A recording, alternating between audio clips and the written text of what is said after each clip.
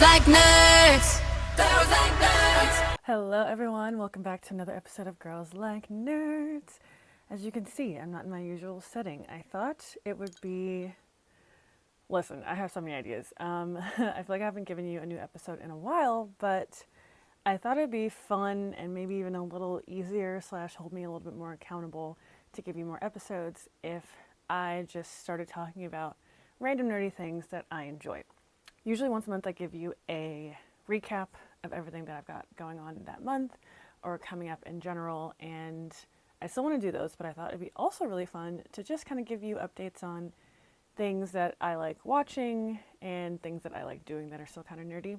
So I don't know how I'm going to call this like little mini series or what I'm going to say exactly to try and explain it to you, but maybe I could do something like my weekly Netflix finds, or every month I recap you on shows that I'm really interested in, shows that I've watched that I really liked, or movies that I've watched that I really liked, or video games that I've played and I really liked, or didn't like. I mean, who knows, right? We're all in this together. So I have my fun little mug. You can't really read it, I don't know, but it says Dead Inside. And if you can't tell by my outfit, I am wearing the Wednesday Addams outfit. I bought this on Amazon because I wanted to do like some photos and like some fun videos and stuff with it. And then I thought, you know what? I actually really do like that show Wednesday. So why don't I dress in this cosplay, sit down, watch the first part, and talk to you about it after. I think in the future, like I said, I'm going to do similar to this, but probably pack in a few more shows and movies all in one episode. Just talk about my favorites, my least favorites, yada, yada, yada, right? So today we're just going to talk about Wednesday. Yeah, I think this outfit is a vibe. I'm looking at the camera next to you so I can see what it looks like. It was hard to try and make sure I got this lighting right because usually I shoot in a professional studio and they do all the hard work for me. But in order to try and give you, like I said, more episodes every single week, it's easier if I can not necessarily book an entire studio for a whole day. It gets so costly and it's just like, it's a whole day. I plan out the outfits, I have my photographer come with me, it's a whole thing. It's a lot of fun, but it's so time consuming and the studio books up so fast. So I was like, you know, why don't I just try and put it together myself and just give you more episodes a lot faster. So let's see how this goes and take it from there. My solo episodes are never really very long, and which is a good thing because I'm just talking to myself really, and I can only talk to myself for so long. But let's talk about the show Wednesday season 2 on Netflix, and it's actually in 2 parts. So the first part is 4 episodes. Each episode is about an hour or so long, and I honestly overall I really liked it. I did write notes down because I knew my brain was going to go all over the place. So let me go get my notes and we'll talk about it. Okay, I grabbed my notes, and I'm just going to do a quick little side note because your girl is a nerdy girl, and I got this for Christmas, I think, this last Christmas. And this is the Deathly Hallows little notebook. I just have it like decorated in my game room, so I never actually used it. And then I was like, you know what? This year I'm going to start using some of these things. So I have my notes written down in my Deathly Hallows little notebook. And I wanted to talk about, let's see, okay. So like the cast was really great. I loved, it was almost a little nostalgic for me because there were some cast members that were coming up that I was like, oh my goodness, oh that's so-and-so, oh that's so-and-so, oh that's so-and-so. And it was really cool to see. Obviously, Catherine Zeta-Jones is a gem and a treasure, and she is still such a little bad bitch. She is so fine. I was like, oh my god, the hair, the outfits, she was styling, and it was really hot. I loved her cottage that they gave her. There's going to be some spoilers in here, but I don't know if it's one of those shows that you really need to care too much about. And because it is part 1, there's only so many spoilers without actually spoiling the show, because we don't really know what happens in part 2, which comes out in September. But we'll talk about this right now. I loved her cottage that they gave her like on the school grounds, and I was like, can I live here? Like, I was obsessed. It was really but it was like kind of gothic and really intimate, kind of sexy, but also had like modern lines to it, so it didn't look old. When they kind of went inside, I loved the decor. It was like the velvets and the reds and the deep purples and the blacks everywhere, but different shades of all those colors. So really, I'm just like, who styled this? Like, who's an interior designer? Help me out because I need to live in this cottage. Love that a lot. Yeah, as far as some of the cast faults that I see, Billie Piper from that show Secret Diaries of a Call Girl on HBO. Why did I live and die for that show back in the day? And I was like, oh, I love her. I haven't seen her in something in so long, and I'm sure she's been acting obviously since then because that show was a few years ago, but she looks great. I feel like everyone's just aging like fine wine. Just taking care of yourself and still looking good on camera. I love to see it. It makes me so happy. So I really like seeing her in the show. She sings. I forgot she sings. And I also forgot Catherine Zeta-Jones sings. Obviously, I love Chicago. Like, I'm a big musical person. I've talked about that a couple of times in previous Girls Like Nerd podcast episodes, but I love musicals. I love Broadway, and I love Chicago, and I love Catherine Zeta-Jones in that. She is such a phenomenal, singer and dancer, but I forgot because it's been so long since I've, seen her sing in anything recent, and she was singing in the show. They have, a few moments where she's actually singing and a few moments where Billie Piper is singing. Billie kind of sings a little bit more, but I was like, can release a song? Can we do an EP? Can we do a custom song just for the show? I'm just saying the fans want this. Please, thank you. Who else did I see? Oh, Tandy Newton is in this. I was like, what is their budget? This can't be cheap. Tandy Newton is this English actress. I want to say she's mixed. I'm not really sure with what, so I'm not going to say it because I don't want to be wrong. But she's stunning, and she was in, this is random, she was in Mission Impossible 2. I don't know if you ever remember that movie, but I think that was the first movie I ever saw her in / really remember her in. And she was so striking. Even thinking about it now, I'm like, oh my gosh, she was so beautiful. I'd never seen anybody so beautiful in my life. Stunning. She was also in Westworld. I love that show up until about the last season or two when they left Westworld and they were in the real world. I didn't really like it anymore. But she was in that, and she was really, really great. And she had some really great fight scenes. She was speaking in Japanese. It was really cool. So I'm going to try and give you kind of just a quick little recap without going too far or confusing myself too much. But the first part of season 2 is basically Wednesday. They touch base on her experience and what she's been up to during summer break. And she caught some serial killer guy that shaves heads and kidnaps people and makes them into little dolls. It's really freaky and weird. But tell me why that guy is the kid from AI, the artificial intelligence movie from back in the day. He's been in a bunch of random things. I think he was in The Boys, the show that's on Prime. Bunch of stuff. I'm not going to quote his resume because I don't know it all, but I was like, oh, what? Again, one of those things that I was like, oh my goodness, who isn't in this show besides me? My goodness. Basically, she can't squash the investigating bug that she has, and it's just who she is as a person. She can't help it. So she ends up catching that killer, and to see that's what she's doing during the summer break, you're like, okay, this girl is, and okay, this is just who she is, and she's living it and she's owning it, and here we are. She goes back to school, back in the same dorm room, back with her same roommate, and she has these visions. Basically, I think when she touches a person or a thing and kind of focuses on it, she can have glimpses of the future, is what I'm gathering. But it also seems like she's kind of abusing that power. So because she's using it just too frequently and just not in the right ways, then it's actually really affecting her badly. So she was crying black tears the last few times that she ended up using her powers.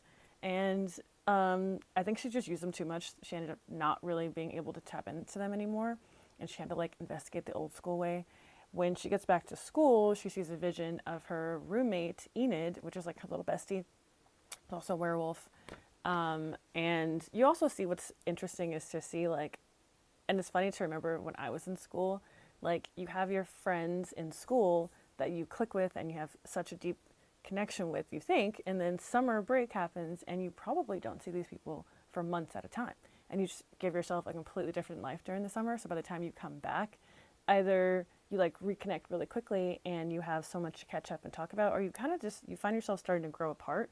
So I feel like that's kind of what was happening here is Wednesday and Enid were really kind of growing apart. They're in their own little worlds. Enid's with her wolf pack. She has a new boyfriend crush.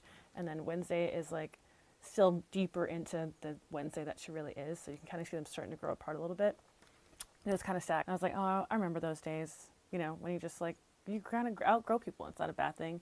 It just happens. It's just part of her life. Yeah, so you kind of see that happening in season 2. And yeah, so she sees a vision of Enid dead, and she is making it her mission to find out how that could happen and to prevent it from happening. Again, this is part 1, so I have no idea if she makes it, she doesn't make it, if she solves it, she doesn't solve it, I have no idea. But it seems like there's so many forces trying to stop her from figuring it out. And again, like, I won't go into too many details of all of the kind of spoilers, if you will, but some of the familiar characters that I was talking about are not necessarily on the right side of everything. And the actor that plays the principal in the show is Steve Buscemi. And, you know, it's funny because I feel like I've always seen him in like these really funny, campy kind of character roles. And that's exactly how they portray him in the show until a little bit later. And you find out there's just a deeper level and kind of a sinister side to him that you really weren't expecting. So as the characters are like characters you're predicting are one way or turning out to be another way, which is just like classic, almost murder mystery-esque type. Which is just like classic, almost murder mystery-esque type shows and movies, right? So I was like, okay, can I figure out who's responsible, who's on the good side, who's on the bad side, yada, yada, yada. So it's kind of fun to just like play around with that. And their school is called Nevermore, but it kind of reminds me of Hogwarts. And this is, again, because I am a massive Hogwarts nerd. Like the castle kind of looked like a little Hogwartsy. And then they like had this one scene, I think in the first episode, where they're lighting this like straw phoenix on fire, and I was like, oh my god, it's like Fox the Phoenix in Harry Potter. This is crazy. Yeah, nerd. Anyway, I just thought I was like, I have to share that with somebody because I can only tell myself that and get so excited. It's more fun when I get to tell you about it too.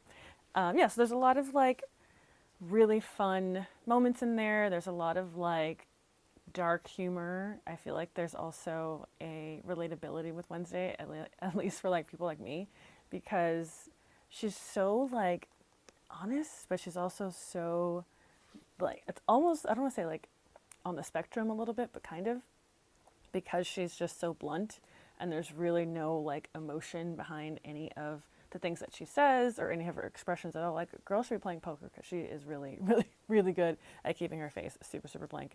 But that's also hard to act, to like have this very stoic kind of one way of talking, but also be able to have the audience understand where you're coming from and what you're trying to say, what you're trying to do. So I thought Jenna Ortega played that really well.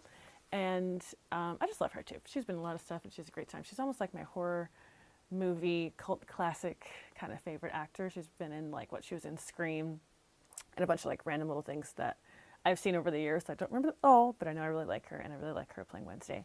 And yeah, I feel like the first part, I really, really liked it. I love the styling. I mean, whoever is the stylist on this show, they are on a roll. I'm just like, what is the budget? Because they have so many actors in this show that I know can't be cheap. The school, everything looks like flawless. Everything looked great. The outfits were insane. I loved, like I said, I loved Morticia's cabin. I think that was stunning. I'm like, let me live here. The hair, the makeup, like the styling was really, really on point with the vibe I feel like they were trying to go for, because they're still teenagers, so they're not dressing like too grown, but there's a lot of like accents to the style that make it their own, and you can really tell each individual character kind of has their own style, which I really liked. Yeah, so Enid has a lot of a fun little storyline with like a little love triangle in there, so that's kind of cute to watch. And I'm excited to see part 2 and see what her visions really mean. Do they really come true? Do they mean something that could potentially happen but not happen? You know, it's like the Matrix. Like, I have no idea. But I loved the show. I really liked it, obviously, because, you know, your girl got the got the outfit. I am just a big like Addams Family fan. Even like the movies, like Addams Family Values. I love those movies. I loved Christina Ricci playing Wednesday. That was like the Wednesday I grew up with, and to kind of see it take a new spin on its own and bring in a younger audience is just like, oh, it's like, oh, that makes me so happy. Like, I love seeing just movies and shows that I was a huge fan of growing up, and being able to carry that over years and different generations it's really nice. So I'm like, people get to enjoy and have the same kind of love and experiences with watching something that I got to have when I was younger, and I get to keep watching it too as I get older as well. So I have no idea how long this episode is. It wasn't too long, and like I said, this is the first of hopefully many episodes that I can give you more in a slightly different setting. And I kind of like just hanging out on the couch. I've got thing over here with me, just, making sure I'm good. And I'm going to take a few more photos in this outfit because she's cute. Maybe do some TikToks, be super nerdy about it. And yes, so thank you so much for joining me today. I will hopefully be giving you many more of these. If there's any shows or movies that you think I should watch, please let me know. I have just kind of some shows and movies on my watch list right now that I haven't really committed to. And let me tell you, there are so many, I should have done one for Gilded Age. I remember talking to my friend that's just showing HBO, and I was like, damn, I should just talk to you on Girls Like Nerds and tell you about all the things that I really like watching and the things I didn't really like watching. But Gilded Age just ended on HBO, and I was like, oh my god, this show gives me so much anxiety. It was so stressful, and it was such a good show. And I feel like I wish I had sat and talked to you about that. And I even like The Last of Us. I remember the second episode, I was sitting on the couch almost all day, just mad. I was just upset. So I want to bring more of those experiences that I have alone and share them with you, just so we can crank out some more episodes and I can give you more content as well. Whew, I am thirsty. All right, my darlings. I love you all. Thank you so much for watching, and I'll talk to you very soon. Bye. I feel like Wednesday wouldn't say it like that. How would Wednesday say it? Thank you so much for watching today's episode of Girls Like Nerds. I know your lives are boring and mundane, and this is the highlight of your week. You're welcome. I will be back next week with another episode for you to enjoy. Like and subscribe. Goodbye. Girls like nerds, girls like nerds. Girls like nerds.